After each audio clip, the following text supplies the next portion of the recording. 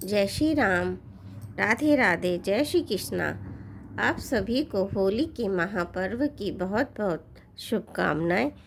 आशा है आप सभी ने रंगों के इस त्योहार को बड़े ही धूमधाम से मनाया होगा। कल हमने जाना था कि विवाह के उपरांत सभी बड़े ही थके हुए थे, इसीलिए राजा दशरथ और सभी राजा राजकुमार अपने अपने भवन में विश्राम के लिए जाते हैं। आगे चलते हैं। राम प्रतोषी मातु सब कहि विनित वरबेन, सुमिरि शंभु गुरु विप्रपद किए नीद वसरैन। विनय भरे उत्तम वचन कहकर श्री रामचंद्र जी ने सब माताओं को संतुष्ट किया। फिर शिव जी गुरु और ब्राह्मणों के चरणों का स्मरण कर नेत्रों को नींद के वश किया, अर्थात वे सो रहे। नींद में भी उनका अत्यंत सलोना मुखड़ा ऐसा सो रहा था मानो संध्या के समय का लाल कमल सो रहा हो। स्त्रियां घर घर जागरण कर रही हैं और आपस में एक दूसरे को मंगलमयी गालियां दे रही हैं। रानियां कहती हैं, हे सजनी, देखो आज रात्रि की कैसी शोभा है, जिससे अयोध्यापुरी विशेष शोभित हो रही है। यूँ कहती हुई सासुएं सुंदर बहुओं को लेकर सो गई, मानो सपने ने अपने सिर की मणियों को हृदय में छिपा लिया हो। सर्पों ने प्रातःकाल पवित्र ब्रह्म मुहूर्त में प्रभु जागे, मुर्गे सुंदर बोलने लगे, भाट और मागधों ने गुणों का गान किया तथा नगर के लोग द्वार पर जोहार करने को आए। ब्राह्मणों, देवताओं, गुरु, पिता और माताओं की वंदना करके आशीर्वाद पाकर सब भाई प्रसन्न हुए। माताओं ने आदर के साथ उनके मुखों को देखा। फिर वे राजा के साथ दरवाजे बाहर पधारे। स्वभाव से ही पवित्र चारों भाइयों ने सब शोक आदि निवृत्त होकर पवित्र सरयू नदी में स्नान किया और प्रातः क्रिया, संध्या वंदनादि करके वे पिता के पास आए। राजा ने देखते ही उन्हें हृदय से लगा लिया। तदंतर वे आज्ञा पाकर हर्षित होकर बैठ गए। श्री रामचंद्र जी के दर्शन कर और नेत्रों के लाभ की बस यही सीमा है, ऐसा अनुमान कर सारी सभा शीतल हो गई, अर्थात सबके तीनों प्रकार के ताप सदा के लिए मिट गए। फिर मुनि वशिष्ठ जी और विश्वामित्र जी आए। राजा ने उनको सुंदर आसनों पर बैठाया और पुत्रों समेत उनकी पूजा करके उनके चरणों को लगे। दोनों गुरु श्री रामचंद्र जी को देखकर प्रेम में मुग्ध हो गए। वशिष्ठ जी धर्म के इतिहास कह रहे हैं और राजा रनिवास सहित सुन रहे हैं, जो मुनियों के मन को भी अगम्य है। ऐसी विश्वामित्र जी की करनी को वशिष्ठ जी ने आनंदित होकर बहुत प्रकार से वर्णन किया। वामदेव जी बोले, ये सब बातें सत्य हैं। विश्वामित्र जी की सुंदर कीर्ति तीनों लोकों में छाई हुई है।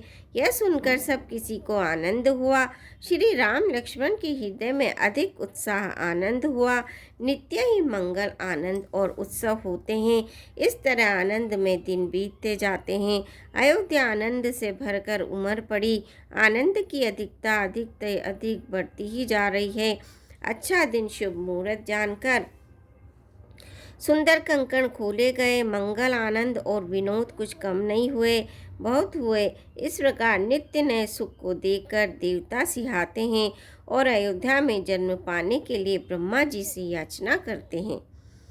विश्वामित्र जी नित्य ही चलना अपने आश्रम जाना चाहते हैं, पर रामचंद्र जी के स्नेह और विनय वश रह जाते हैं। दिनों दिन राजा का सोगना भाव प्रेम देखकर महामुनि राज विश्वामित्र जी उनकी सराहना करते हैं। अंत में जब विश्वामित्र जी ने विदा मांगी, तब राजा प्रेम मग्न हो गए और पुत्रों सहित आगे खड़े हो गए। वे बोले, हे नाथ, ये सारी संपदा आपकी है। मैं तो स्त्री पुत्रों सहित आपका सेवक हूँ। हे मुनि, लड़कों पर सदा स्नेह करते रहिएगा और मुझे भी दर्शन देते रहिएगा। ऐसा कहकर पुत्रों और रानियों सहित राजा दशरथ ने विश्वामित्र जी के चरणों पर गिर पड़े। प्रेम वेल हो जाने के कारण उनके मुंह से बात नहीं निकलती। ब्राह्मण विश्वामित्र जी ने बहुत प्रकार से आशीर्वाद दिए और वे चल पड़े। प्रीति की रीति कहीं नहीं जाती। सब भाइयों को साथ लेकर श्री राम जी प्रेम के साथ उन्हें पहुंचाकर और आज्ञा पाकर लौटे। गांधी कुल के चंद्रमा विश्वामित्र जी बड़े हर्ष के साथ श्री रामचंद्र जी के रूप, राजा दशरथ जी की भक्ति, चारों भाइयों के विवाह और सबके उत्साह और आनंद को मन ही मन सराहते जाते हैं। वामदेव और रघुकुल के गुरु ज्ञानी वशिष्ठ जी ने फिर विश्वामित्र जी की कथा बखान कर कही। मुनि का सुंदर यश सुनकर राजा मन ही मन अपने पुण्यों के प्रभाव का बखान करने लगे। आज्ञा हुई तब सब लोग लौटे। राजा दशरथ जी भी पुत्रों सहित महल में गए। जहाँ तहाँ सब श्री रामचंद्र जी के विवाह की गाथाएं गा रहे हैं। श्री रामचंद्र जी का पवित्र सुयश तीनों लोकों में छा गया। जब से श्री रामचंद्र जी विवाह करके घर आए तब से सब प्रकार का आनंद अयोध्या में आकर बसने लगा। प्रभु के विवाह में जैसा आनंद उत्साह हुआ उसे सरस्वती और सर्पों के राजा शेष जी भी नहीं कह सकते। श्री सीताराम जी के यश को, कवि कुल के जीवन को पवित्र करने वाला और मंगलों की खान जानकर इससे मैंने अपनी वाणी को पवित्र करने के लिए कुछ थोड़ा सा बखान कर कहा है। अपनी वाणी को पवित्र करने के लिए तुलसी ने राम का यश कहा है, नहीं तो श्री रघुनाथ जी का चरित्र अपार समुद्र है। किस कवि ने उसका पार पाया है? जो लोग यज्ञोपवीत और विवाह के मंगलमय उत्सव का वर्णन आनंद के साथ, आदर के साथ सुनकर गावेंगे, वे लोग श्री जानकी जी और श्री राम जी की कृपा से सदा सुख पावेंगे। श्री सीता जी और श्री रघुनाथ जी के विवाह प्रसंग को जो लोग प्रेम पूर्वक गाएंगे, सुनेंगे, उनके लिए सदा उत्साह आनंद ही उत्साह है, क्योंकि श्री रामचंद्र जी का यश मंगल का धाम है। इति श्रीमद्रामचरित मानसिक सकल कलिल कुलिश विध्वंस प्रथम सोपान समाप्त। कलयुग के संपूर्ण पापों को विध्वंस करने वाले श्री रामचंद्र जी का यह पहला सोपान यहीं समाप्त होता है। बालकांड समाप्त हुआ। कल हम फिर आपसे भेंट करेंगे और अपना द्वितीय सोपान अयोध्या कांड शुरू होगा। आज्ञा दीजिए और मेरे चैनल को सब्सक्राइब कीजिए, वीडियो को लाइक शेयर कीजिए। धन्यवाद।